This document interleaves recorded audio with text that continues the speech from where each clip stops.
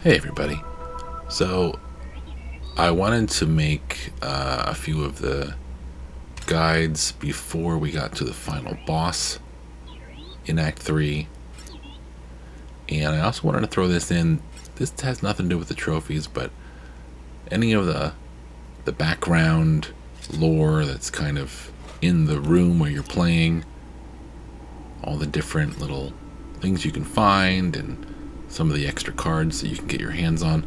I just kind of wanted to show what was going on in this area here in case you missed anything.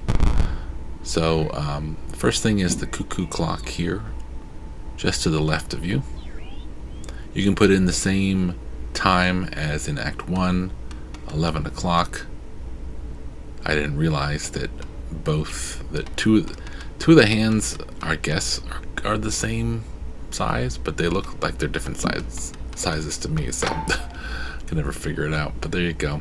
11 o'clock gives you the top of a pillar puzzle, kind of like we had to operate in the Temple of Magics in Act 2. We had some puzzles that let us fight Magnificus's minions, so that's what we're going to be going after later on. And we have two of these card battle tile puzzles again. This one's showing off how the bomb robots work, how the shield works, which, you know, we had shield in, well, I guess we didn't really have shield in Act 1, no, but we have shield bots now. So a pretty simple one there. But the other puzzle is a little bit more challenging. That item puts robot bombs on the middle and on your row, any open slots. It's good for emergency situations when you need to really clear the room. So, as I said, this one was very confusing. In fact, at this point, I didn't even realize that I could look up the answer just to the right of where we're standing. There is like a kind of iPad kind of thing that if we would have looked at it and read through right there, and if we would have gone and hit like the back button, like the left arrow or something, I believe we would have been able to read information about the gem crusher or the gem exploder, something like that. But when you have that next to a gem card, I guess it makes it explode, or when it gets damaged. I can't remember exactly the rules, but it helps in figuring out the puzzle. These are the standard little console puzzles that we have to do. I'm sure you figured them out on your own. All the squares that have cards that aren't part of the ARG, or empty card slots right there like I just selected. And these are from Act 2.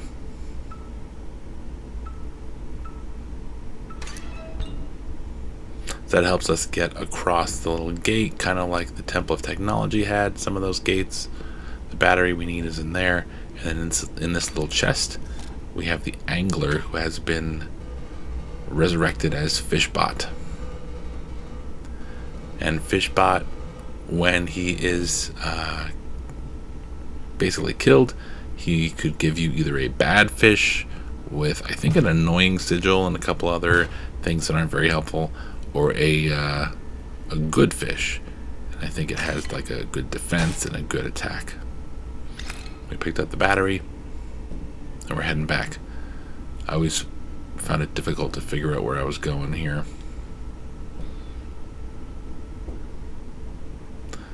Sometimes I would go backwards.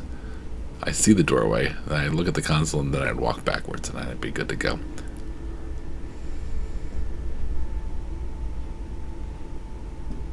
I believe this is later. No, this is the same. Never mind. That's the same area. And later on, while I was playing, I'm showing you a little something that's inside the game. Right here, if you visited the Bone Lord, if you made the Dark Offering, and if you went up and talked to the Bone Lord afterwards, you would have gotten 3 things. A bone, which gives you a free bone in every card battle. The Dark Lord's, or the Bone Lord's Horn, which was a card that we needed for collective effort. And also a Hallow Key. And here we get what should be a little bit of lore from the Bone Lord, but unfortunately we don't get to hear any of it. Apparently it was pretty surprising.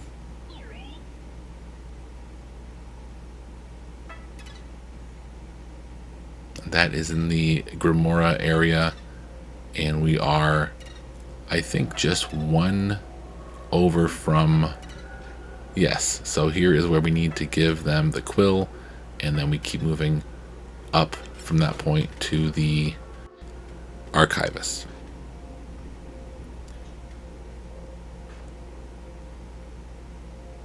And I'm just showing like the next little card event here, just to help you get an idea of where that was. Again, none of these are tied to any trophies per se. Some of them can help you with new items you can use, new cards, and so forth. So I got kind of an idea of how to do it, and I am showing where I actually went the wrong direction and finally got there. Gem vessel on the owner's side of the board dies. They detonate the creature opposing them, as well as the adjacent friendly creature, are dealt 10 damage. So basically it works like one of those explode bots when it's next to a Mox gem.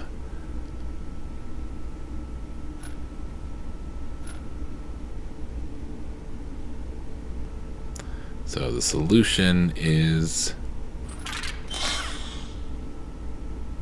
there, and you get the Lonely Wizbot, which was the 3rd minion of Magnificus that we fought in Act 2.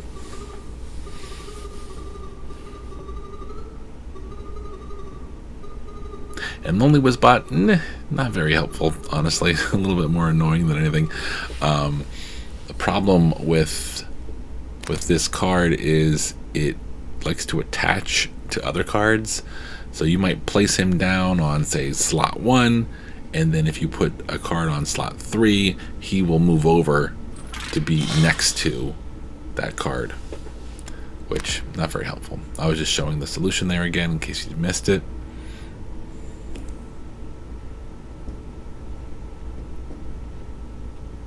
This is the photographer's camera, I guess, and it can take little flashes, and if you notice, it's hard to see, but there was just a skull and bones on that gravestone, and a couple lines. So it showed that in the pillar puzzle, it's the wing, the airborne wing on top, the skull and bone in the middle, and it'll take us a little bit longer to get through the game to find the 3rd part of that pillar.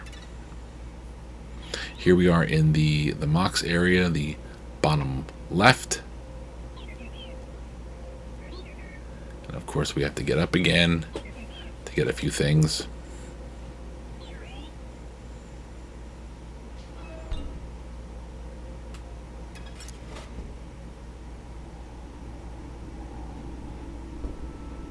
So I wanted to bring this to your attention. If you see right here, later on you're going to be able to create your own cards. You're going to be able to give them, the cost, the power, the health, 2 to 4 sigils, and you're actually going to be able to design what it looks like. So you want to give it that look, to give it a cost of 2, a power and health of 1, the annoying and sniper, I don't remember exactly what it's called, like the target looking sigils.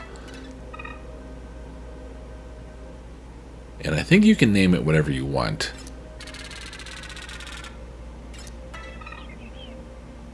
So here in this one store in the Magnificus area, I believe that's where we are. We just bought this item and it told us 4 o'clock. So we are going to set the clock right here to 4 p.m. or 4 a.m. Doesn't matter. To 4 o'clock. I shouldn't have even said anything.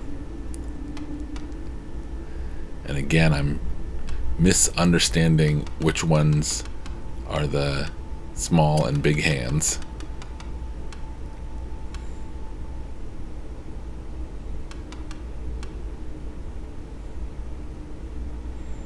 I apologize. I didn't realize this took so long. But finally, we at 4 o'clock, and guess what we get? Our Aurora Boreas from Act 2 that we spent a good 10 minutes getting up to level 58. So now we have a stellar card to help us in our card battles. So if you've been working on your Aurora Boreas card, that is a super useful way to do it. You don't even need to buy the code.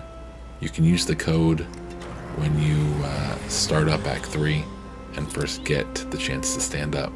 So here we are at the point where we get to make our first card. So you're going to see what that is. Basically, I picked a card to sacrifice and it gave me 4 SP. And you just have to come out even by the time you make this card, but we're going to go ahead and make it exactly how we're supposed to. A cost of 2, a power and health of 1.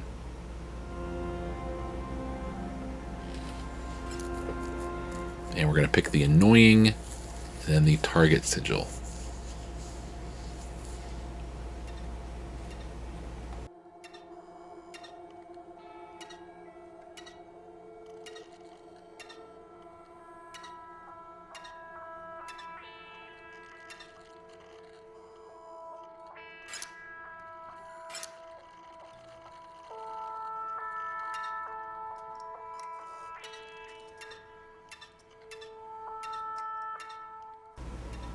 I imagine you want to make sure it's in this order and not the opposite order of the target going first and then the annoying sigil. So make sure it's the alarm clock with the arrow pointing up and then the target. And then the kind of default is the way we're supposed to make it look. And then I think I just named it Big Fire Boy. Okay, so there you go. Doesn't matter what you call him.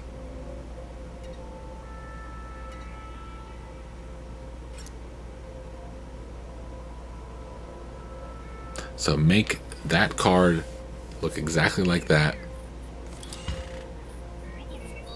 And as soon as you finish this event, you should be able to stand up again.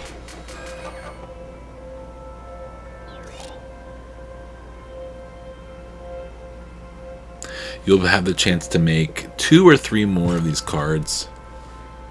And then you'll make a final card during the Golly boss fight. So if you notice on the screen now, it's showing us a dot, a line, a dot, a line, and then the bifurcated sigil, which means this is the bottom of the pillar puzzle. So now we know it's airborne, touch of death, and then bifurcated. So we're going to go to that pillar, which is in this, I guess you could call it the 3rd room. I had set the bottom 2 answers in, and it looks like it resets on its own. No, not bottom 2, top 2.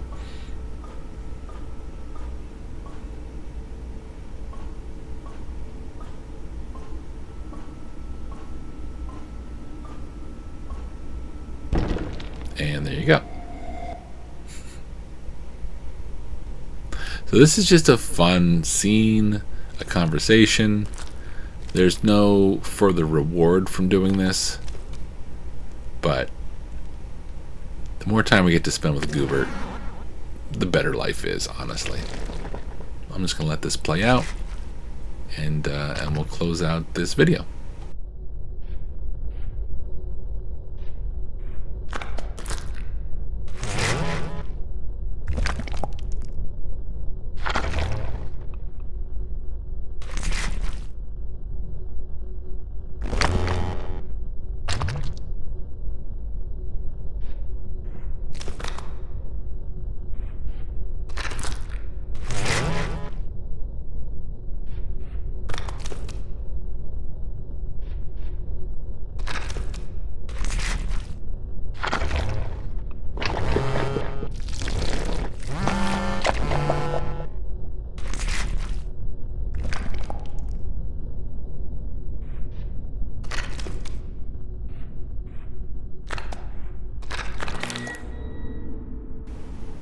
And that's all the little extra things you can do in Act 3. Some of them are beneficial for your card battles and for progressing through the act, but none of them are necessary for any trophies, and none of them need to be accomplished in order to make further progression. But I hope this helped anyway. Take care.